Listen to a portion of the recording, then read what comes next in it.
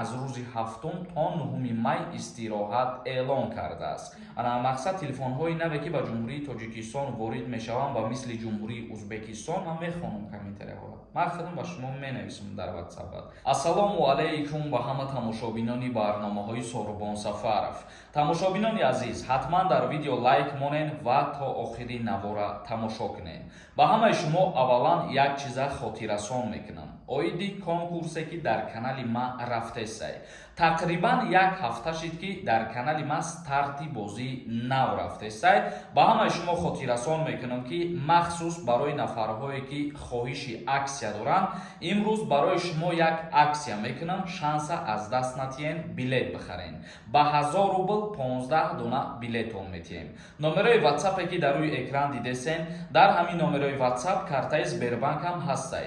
Карта ба номи Мунис мебирояд. Сумтада карта мепартои чекта дар ҳамин рақамҳои WhatsApp равон мекунӣ. Як нафаре ки аз ҳамада бисёр билет мехара, фаромӯш накунед ки як 015 барои билет харидагӣ приз мондагием. Ғайри и як 015 4 мошини дигар ва 1 миллион рубл да конвертҳои пулӣ. Ба ҳамин хотир нафарҳое ки тамошо кардесен, ҳаракат кунед ай аксия билет бихарен. Хитон медонед ки мо ҳар рӯз аксия намекунем. Ҳаматонда муваффақият, раҳмат барои дастгиритон. Ахбороти нав ба маълумоти шумо мерасонем. Истироҳати 3 рӯза бо қарори ҳукумати ҷумҳурии Тоҷикистон таътил дар моҳи май. Дар арафаи солгарди ғалаба дар ҷанги бузурги ватанӣ ҷумҳурии Тоҷикистон 3 рӯз пайҳам аз рӯзи 7 то 9 май истироҳат эълон кардааст. Қарор кардааст ҳукумати ҷумҳурии Тоҷикистон. Рӯзҳои ид ва истироҳат дар ҷумҳурии Тоҷикистон рӯзи 7, 8 ва 9 май. Аз сабабе ки рӯзи 7 май рӯзи якшанбе мебиёяд, ба ҳамин хотир якбора 7, 8, 9 одих додагиам. Инчунин гуфта мешавад ки рӯзи 1 май низ дар ҷумҳурии Тоҷикистон рӯзи ид эълон шудагиай ва дар ин рӯзи ид ягон намуд истироҳат намешавад. Ба ҳамин хотир пайҳам дар 9 май бахшида ба ҷанги бузурги ватанӣ 3 рӯз истироҳатӣ метиҳанд. Ин буд як ахбороти нав ба маълумоти шумо расонидем. Оиди як масъалаи дигар мехоҳам ба ҳамаи шумо камтари дигар маълумот пешниҳод кунам. Ман дина як видео кардам ва гуфтам ки телефонҳо дар ҷумҳурии Тоҷикистон хомӯш карда мешаванд. Бо қарори нави ҳукумати ҷумҳурии Тоҷикистон барои ҳама огоҳ карданд ки телефонҳо то рӯзи 30 бояд имеёшон аз сари нав регистратсия карда шаванд. Ин ба ҳамон нафарҳое тааллуқ дорад ки аз иҷа пас телефонҳои нав вориди ҷумҳурии Тоҷикистон мекунанд.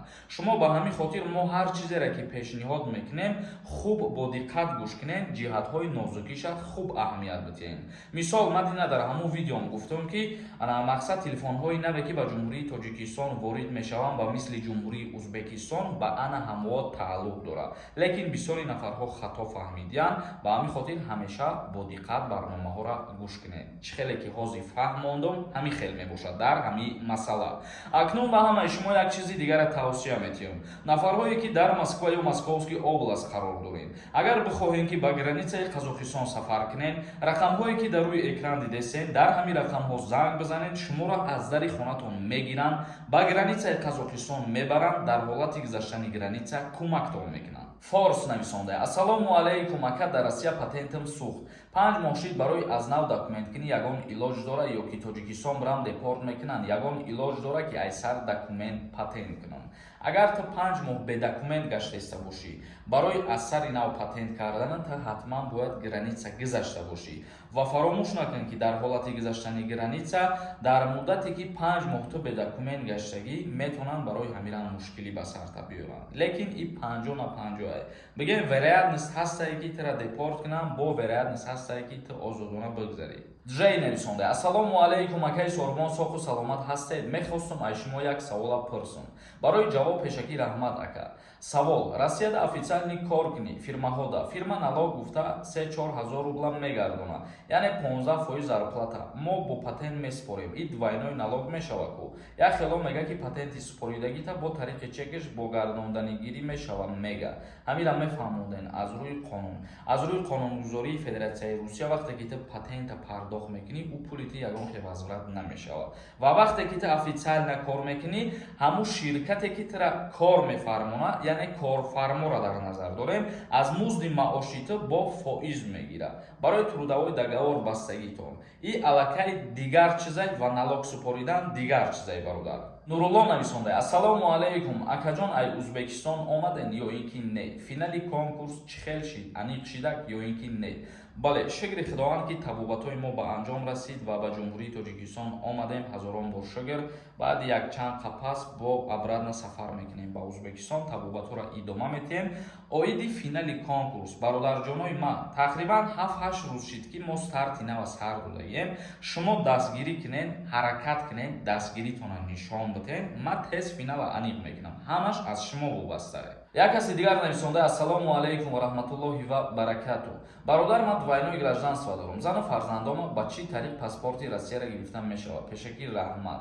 Дар ҳолате ки ту гражданини Россия мебошӣ, дар ин ҳолат ҳамсари ту метавонад ки бо роҳи осон шаҳрвандии Русияро ба даст биёрад, ё ки фарзандотам ҳамчунин мебошанд.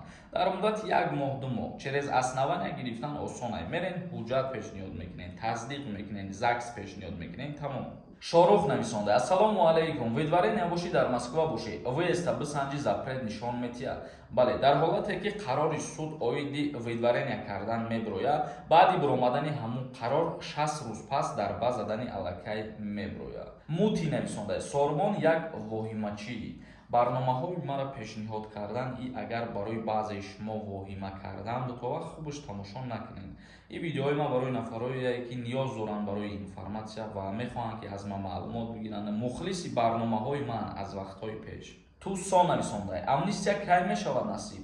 عفو مهاجران پرزیدنت باید که قانون قبول کنه، با امضا برسونه، بعد انیق میشود.